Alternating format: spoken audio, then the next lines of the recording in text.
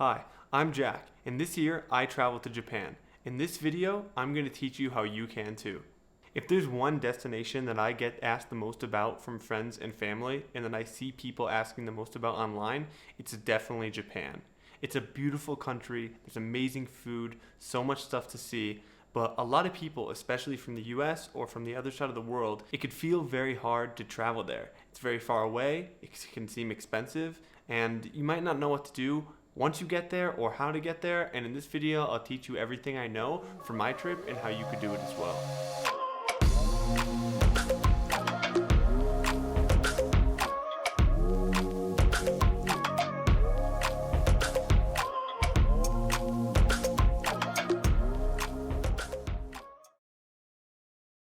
One of the biggest concerns I hear about traveling to Japan is that you have to know Japanese to travel there. In my opinion, this isn't true. Everywhere that I visited in Osaka and Tokyo had enough English for me to get by, to be able to understand. Also, nowadays there's apps like Google Translate where you could just point your phone's camera at the menu and have it translated directly to English.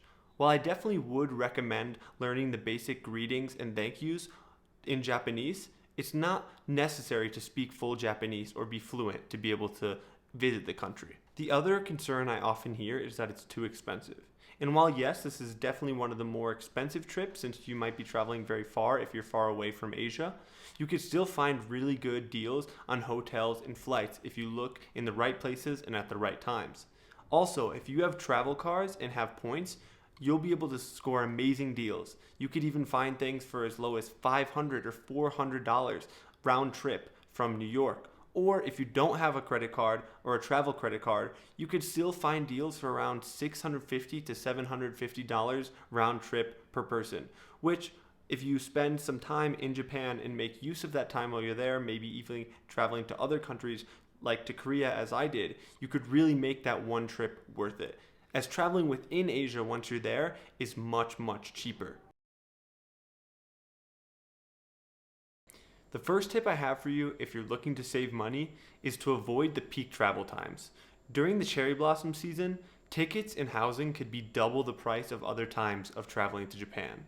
If you want to see the country, I would definitely recommend trying to find a time that may have some of the cherry blossoms, such as I just went in February, at the beginning of February. So there was a few around, but they weren't everywhere, and it was still pretty, but if I had waited till March, the flight tickets were over double the price.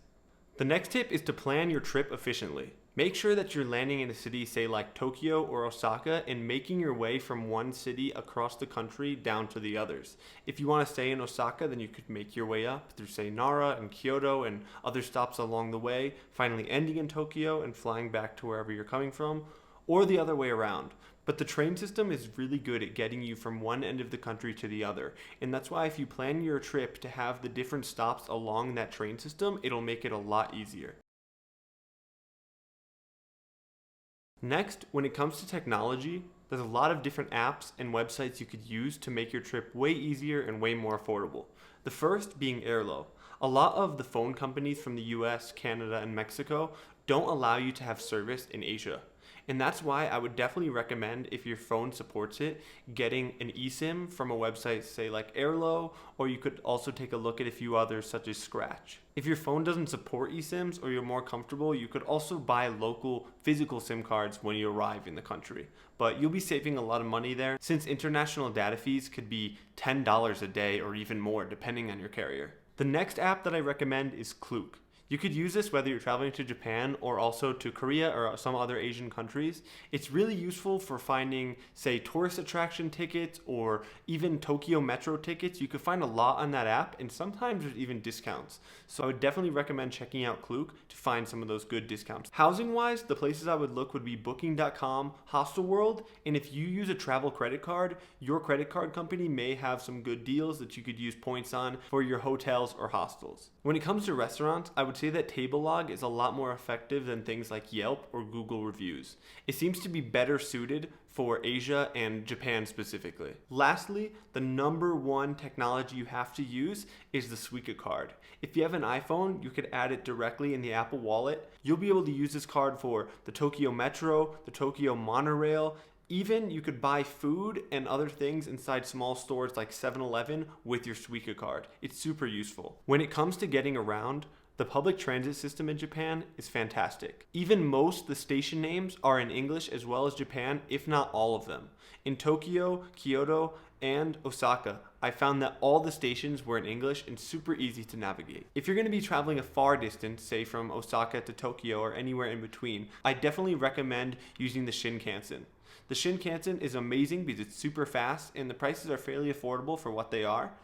You can get Shinkansen tickets online or in the station. However, I definitely recommend you get there super early because the Shinkansen will leave immediately at the scheduled time. If you're even 1 minute late, it'll already be gone. So don't make that mistake. If you'll be spending some time in Tokyo, then I definitely think that you should check out the Tokyo Metro card. You could buy them for 24, 48, or 72 hours. I purchased the 72-hour card based on the time I was staying in Tokyo, and that ended up being 1,500 yen, or only around $10.50 for those 3 days.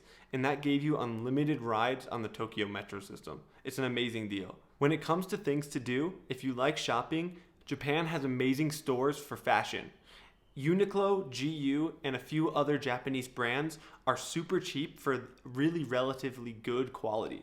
While you could find those stores other places in the world, Japan definitely has the best prices as those are Japanese companies. If you'll be visiting Kyoto, I would recommend going to the 1000 Torii Gates. It's a mountain hike. The longer you go on, the harder it does get. So if you get tired easily, I'd say you could view the 1000 Torii Gates are at the beginning, and the more you go up, it's shrines. If you're interested in those, you could do the full hike, but I will say it does get a little challenging, especially when it's warmer outside. You could also take a day or even just a few hour trip outside of Kyoto to Nara, where you could see the deer that bow to people and even wait to cross the crosswalk. You can also try out the Fushimi Sake District, where we tried 18 different types of sakes, ranging from sweet to dry to anywhere in between. I definitely recommend it, as they also have other types of foods you could get there while tasting these sakes. The last recommendation I would give you in terms of things to do is to try a matcha tea and kimono ceremony. It was really fun. I did it with my girlfriend, and we were able to make our own matcha while being guided by an instructor who was from Japan, and she knew the ceremony very well. We also were able to wear kimonos, which was super fun, and we got some really great pictures. And that's everything I have for you today about traveling to Japan. I will link everything that I talked about in the comments below, and nothing that I mentioned is sponsoring this video. So I hope you can make a trip to Japan. I hope what I've told you today can help you out with that trip, and I'll be making more videos like this in the future. So if this is your first time watching, get subscribed, and I hope to see you in future videos. Thank you so much for watching.